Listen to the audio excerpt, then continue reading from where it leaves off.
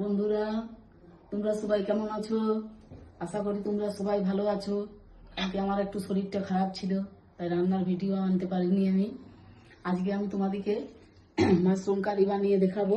তো মাশরুমটাকে আমি আগে বয়েল করে নিয়েছি, আলু কেটে নিয়েছি, টমেটো পেস্ট করে রেখেছি, এতে আদা বাটা, রসুন বাটা, পেঁয়াজ বাটা সব রেডি করা আছে। এবার মাশরুমটাকে আমি একটু তেলে ফ্রাই করবো।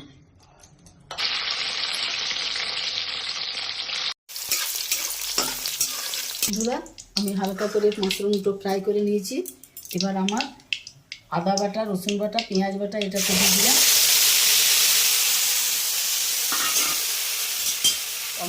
পেস্ট করা টমেটোটা দিয়ে দিলাম।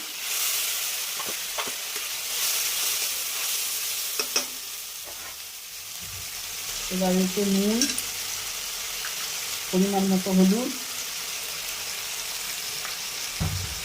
একটু সবজির মশলা,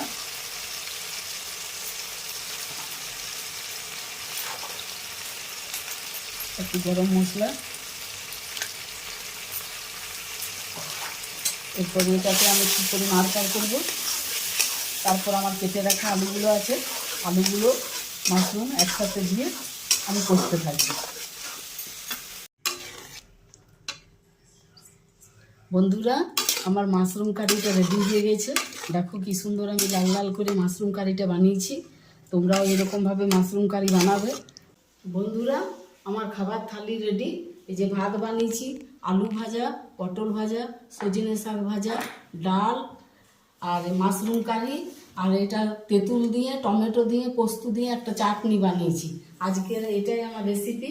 আমার ভিডিও যদি তোমাদের ভালো লেগে থাকে তো অনেক অনেক শেয়ার করবে বন্ধুরা।